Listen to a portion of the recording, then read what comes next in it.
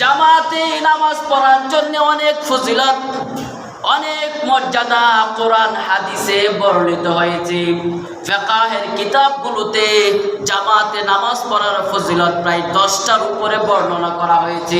আপনারা যদি জামাতে নামাজ আদায় করেন তার ফজিলত কতটুকু, মর্যাদা কতটুকু, সেই বিষয়ে অনেক লম্বা আলোচনা রয়েছে। ভাইরা বন্ধুরা আমার, খুব লক্ষ্য করুন, আমি আপনাদের সামনে শুধুমাত্র জামাতে নামাজ পড়ার 3টা ফজিলত বলবো। ফিকহের কিতাবে বলা হয়েছে 1 নম্বর ফজিলত হলো যে কোনো একটা কাজ একজন এককভাবে যদি বলে তার যে মর্যাদা, আর সকলেই সম্মিলিতভাবে একসাথে করলে আগের থেকে আরো বেশি মর্যাদা হবে।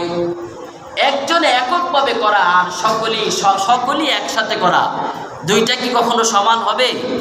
দুইটা কখনো সমান হবে না।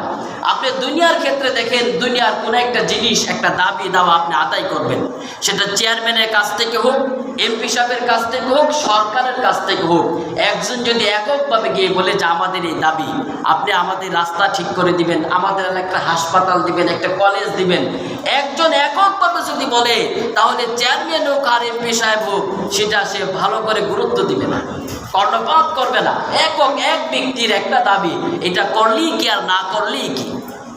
ভাইরা বন্ধুরা আমার, লক্ষ্য করুন, কিন্তু যদি কাইচাবাড়ির সকল মানুষ একসাথে হয়ে এমপি সাহেবের অফিসের সামনে গিয়ে তারা আন্দোলন শুরু করে আমাদের এই রাস্তা ঠিক করে দিতে হবে, সবাই চলে গেছে কাইচাবাড়ি, আর কোনো মানুষ ঘরে নাই, এবার এমপি সাহেব বলবে দাবি না মানলে উপায় নাই, দাবি মানতে হবে, সবাই চলে আসছে। চেয়ারম্যান সাহেব বলে যদি দাবি না মানি তাহলে কাইচাবাড়ির সকল মানুষ, আগামীতে আমার খবর আছে। ভাইরা বন্ধুরা আমার, সকলেই সম্মিলিতভাবে চেয়ারম্যান এমপি সাহেবের কাছে যে কোনো একটা দাবি জানাইলে না মেনে তারা পারে না, এটি উপায় নাই, বাধ্য হয়ে মানতে হয়। ভাইরা বন্ধুরা আমার, আল্লাহ রব্বুল আলামিনের কাছে গুনাহের জন্য মাপ চাইবেন, ইবাদত বন্দেগী কবুলের জন্য বলবেন। আপনি যদি এককভাবে বলেন আল্লাহ শুনবেন, কিন্তু সকল মানুষ যদি একসাথে হয়ে এক মসজিদে জমা হয়ে একজন ইমামের অধীনে সকলেই মসজিদে জামাত সহকারে কাতারবন্দি হয়ে দাঁড়িয়ে যদি বলে আল্লাহু আকবার, তাহলে ভাইরা বন্ধুরা আমার, সকলের আল্লাহু আকবার আর একজনের আল্লাহু আকবার এটি সমান হতে পারে না। আল্লাহ রাব্বুল আলামিন বলবেন, দেখো আমার বান্দারা প্রত্যেকেই যার যার ঘর থেকে ফারেক হয়ে মসজিদে এসে ছোট সুন্দর কাতারবন্দি হয়ে আমার বরত্ব বর্ণনা করতেছে। দেখো আমার বান্দারা সকলেই সম্মিলিতভাবে একজনের অধীনে একজনকে ইমাম বানিয়ে তারা আমার জন্য রুকু করতেছে, আমার জন্য সেজদা করতেছে, সেজদার মধ্যে গিয়ে আমার বরত্ব বর্ণনা করতেছে, বৈঠকের মধ্যে বসে আমার হাবিবের শানে দরুদ পড়তেছে, নামাজ শেষে আমার কাছে তারা তাদের গুনাহের জন্য মাপ চাইতেছে। আল্লাহ রাব্বুল আলামিন বলবেন, এই যে পরিবেশটা, এটাই তো আমার কাছে সব থেকে বড় পছন্দনীয়। আমার বান্দারা মসজিদ থেকে বের হওয়ার আগে আগে তাদের দাবি, তাদের দোয়াকে আমি কবুল করে নিলাম। এই জন্য বলা হয়েছে জামাত সহকারে নামাজ পড়া, সকলেই সম্মিলিতভাবে জামাত সহকারে নামাজ আদায় করার জন্য তাকিদ দিয়েছে।